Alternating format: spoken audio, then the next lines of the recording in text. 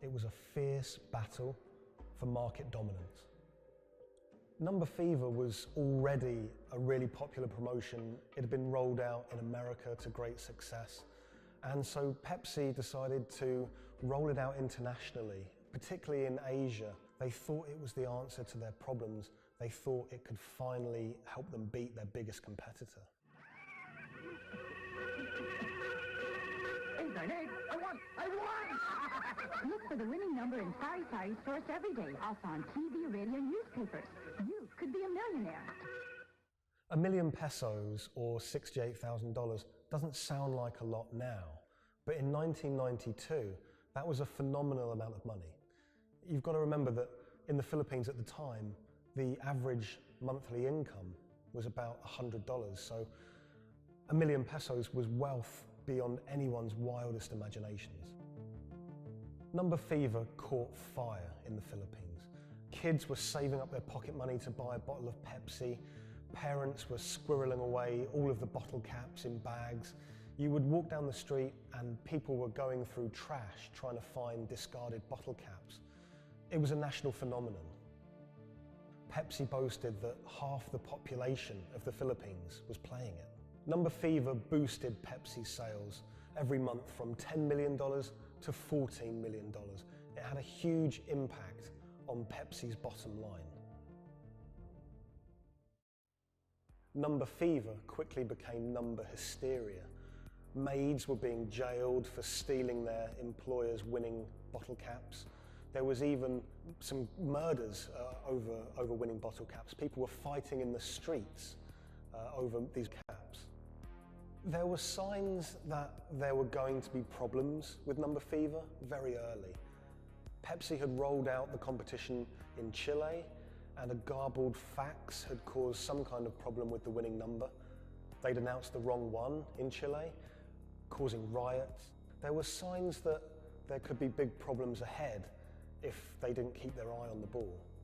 So in 1992, Pepsi decided to extend the campaign in the Philippines, and they announced that the competition would go on for a few more weeks. One night, on the television news, they announced the latest winning number, 349. The problem was, 349 had already been allocated as a non-winning number in earlier campaigns. So there were literally hundreds of thousands of bottle caps with 349 just floating around the Philippines. Hundreds of thousands of people all across the Philippines, thousands of islands, were finding winning bottle caps. 349, 349. Some people had 10 lucky 349 bottle caps. People were dancing in the street, celebrating. They thought their problems were over. They were millionaires.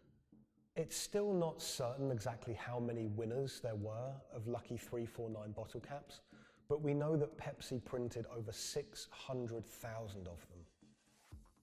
Pepsi realized very early that there was a problem. Hundreds of people started arriving at their bottling plants with their lucky bottle caps. They realized something was seriously wrong. Pepsi tried to solve the problem by offering a small token donation to anyone that brought a lucky bottle cap to their bottling plant. But it wasn't enough. People didn't want just a handful of pesos.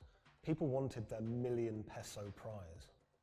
Within a year, violent protests and riots outside Pepsi factories would leave dozens injured and 5 people dead. At one Pepsi factory in the Philippines, a grenade was thrown through the window. It killed 3 Pepsi employees. Anacita Rosario was a school teacher living near Manila in the Philippines. She was one of the tragic victims of this whole thing. She was walking to a nearby store to buy some rice one day when a Molotov cocktail was thrown at a Pepsi truck in a violent protest. It bounced under the truck and exploded. It killed her and an innocent bystander who was just a child and injured many others. When I was in the Philippines, I tracked down Anacita's daughter, Cindy, and her husband, Raul. It was clear to me that they were still very upset by the whole thing. You know, a family had been ripped apart by this competition. And Raul told me that he'd never remarried.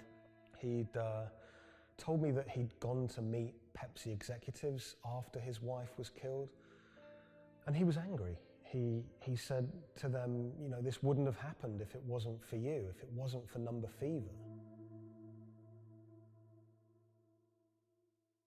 The biggest revelation from my reporting was rumors that Pepsi was somehow involved in bombing their own trucks. I found a newspaper report with a headline that said, "Pepsi goons bomb their own trucks."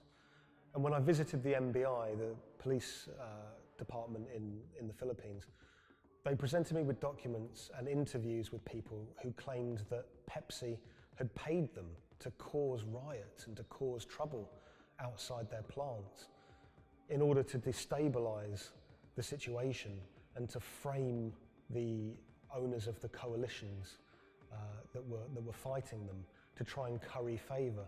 I just thought that was so shocking, and of course Pepsi denied it, but how bizarre that a company would be accused of bombing their own trucks.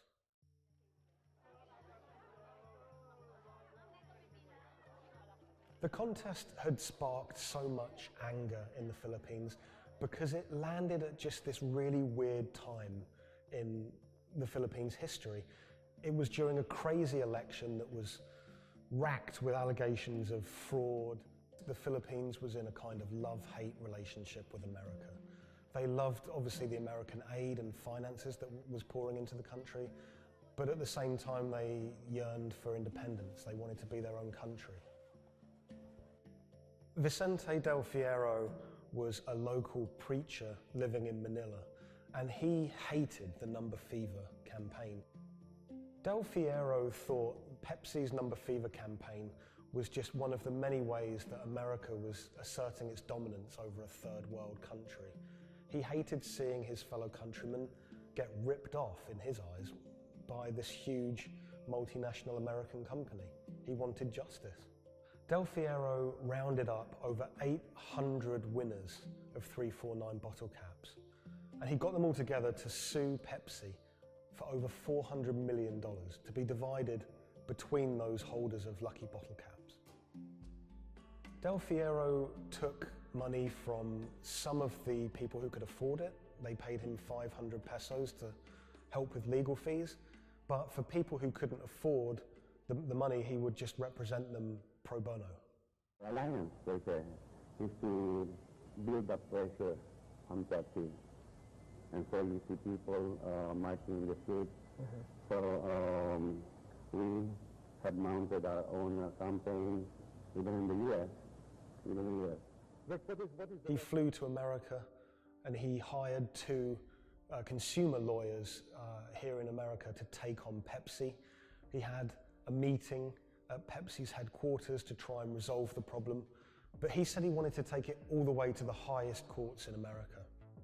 When those cases were heard in America, those courts decided that this was a problem that should be heard in the Philippines, not in America. Back in the Philippines, Del Fierro continued his case in the Filipino courts. At one stage, there were arrest warrants handed out for 9 Pepsi-Cola executives, which he saw as a big victory. We don't know if those arrest warrants were ever upheld, but it made newspaper headlines across the country. Pepsi did not take kindly to Del Fierro's campaign. They tried everything to shut him down. They sued him for libel. My father had to attend 3 times a month for a branch 145 and another hearing for the branch 113, also 3 times a month. Also, there was a time my father was hospital due to heart failure. Still, he had to attend the 2 branch hearing. Otherwise, for not attending, the judge will issue warrant of arrest to my father. My father passed away January 13, 2010. After staying for almost 1 year in the hospital, he died of complication due to heart failure. After the death of my father, I was inspired to do the website. PepsiCo will be remembered for what they did to the consumer in the Philippines and to my father. When I reached out to Pepsi for comment for this story, they claimed that they didn't have access to anyone who was working at Pepsi that was around in those days. They also said that during COVID-19 they didn't have access to their documents about this, but you know, they were very careful to say that they were sorry for everything that happened, and we do know that Pepsi did try everything to try and make this right. The Pepsi number fever disaster cost the company millions. We know that they paid up to $10 million in those goodwill payments, but the financial effect could be much greater. After the disaster, we know that Pepsi sales dipped. They were overtaken by Coca-Cola again. Pepsi's number fever disaster changed the legacy of that soft drink in the Philippines forever. Some people of a certain age won't touch it. For many people, Pepsi is a taboo word. A lot of the people that I spoke to were still quite traumatized by their experience.